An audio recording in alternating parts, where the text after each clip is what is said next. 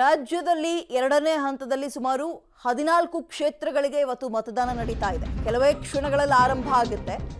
14 ಕ್ಷೇತ್ರಗಳಿಗೆ ಇಬ್ಬರು ಮಾಜಿ ಸಿಎಂ ಇದ್ದಾರೆ, ಇಬ್ಬರು ಕೇಂದ್ರ ಸಚಿವರಿದ್ದಾರೆ, ಖರ್ಗೆ ಅವರ ಅಳಿಯ, 4 ಸಚಿವರ ಮಕ್ಕಳು, ಓರ್ವ ಸಚಿವರ ಸಹೋದರಿ, ಓರ್ವ ಮಂತ್ರಿಯ ಪತ್ನಿ, ಹಾಲಿ ಸಂಸದರ ಪತ್ನಿ, ಹೀಗೆ ಹಲವಾರು ಆಕರ್ಷಕ ಮುಖಗಳನ್ನು ಈ ಸಲ ಗಮನಿಸಬಹುದು. ನಾವು ಕುಟುಂಬಕ್ಕೆ ಮಣೆ ಹಾಕಿರುವಂತದ್ದನ್ನ ಗಮನಿಸಬಹುದು.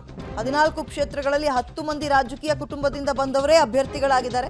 ಅದನ್ನೇ ಹೇಳಿದ್ದು ಪ್ರಮುಖ ಆಕರ್ಷಣೆ ಈ ಸಲ ಚುನಾವಣೆಯಲ್ಲಿ ಗಮನಿಸೋದಾದ್ರೆ ಇಬ್ರು ಮಾಜಿ ಸಿಎಂಗಳು ಅದೃಷ್ಟ ಪರೀಕ್ಷೆಗಳಿತಾ ಇದ್ದಾರೆ. ಅದು ಬೆಳಗಾವಿ ಮತ್ತು ಹಾವೇರಿ. ಹಾಗೆ ನೋಡೋದಾದ್ರೆ ಬಿಜೆಪಿ ಅವರೇ ಇಬ್ರು ಕೂಡ, ಒಬ್ರು ಶೆಟ್ಟರ್, ಇನ್ನೊಬ್ರು ಬಸವರಾಜ ಬೊಮ್ಮಾಯಿ.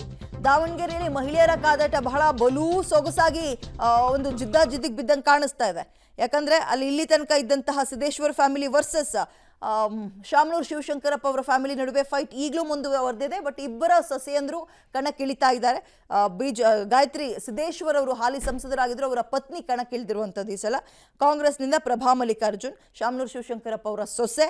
ಇನ್ನು ಈ ಸಲ 4 ಜನ ಹಾಲಿ ಸಂಸದರಿಗೆ ಟಿಕೆಟ್ ನಿರಾಕರಣೆ ಮಾಡಿದೆ ಈಗ ನಡೀತಾ ಇರೋ ಕ್ಷೇತ್ರದಲ್ಲಿ. ಹಂಗೆ ನೋಡೋದಾದ್ರೆ ಅದು ಉತ್ತರ ಕನ್ನಡದಲ್ಲಿ ಅನಂತಕುಮಾರ್ ಹೆಗಡೆ ಯಾವ ರೀತಿಯಾಗಿ ಇಂಪ್ಯಾಕ್ಟ್ ಆಗುತ್ತೆ ಗೊತ್ತಿಲ್ಲ.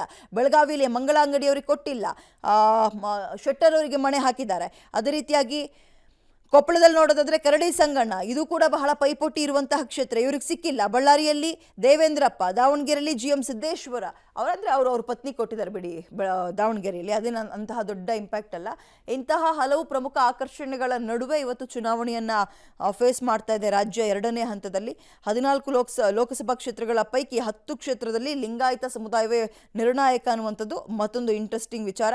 ಆಮೇಲೆ ಈ ಸಲ ಮತದಾನದ ಒಂದು ಪರ್ಸೆಂಟೇಜ್ ಜಾಸ್ತಿ ಆಗಲಿ ಅಂತ ಹಲವು ವ್ಯವಸ್ಥೆಗಳನ್ನು ಕೂಡ ಮಾಡಿದ್ದಾರೆ. ನೆರಳಿನ ವ್ಯವಸ್ಥೆ ಆಗಿರ್ಬೋದು, ನೀರಿನ ವ್ಯವಸ್ಥೆ ಆಗಿರ್ಬೋದು, ಶೌಚಾಲಯದ ವ್ಯವಸ್ಥೆ ಆಗಿರ್ಬೋದು. ಕೆಲವೇ ನಿಮಿಷಗಳಲ್ಲಿ ಇನ್ನೇನು ಚುನಾವಣೆ ಅಥವಾ ಮತದಾನ ಆರಂಭ ಆಗುತ್ತೆ 7 ಗಂಟೆಗೆ ಸರಿಯಾಗಿ.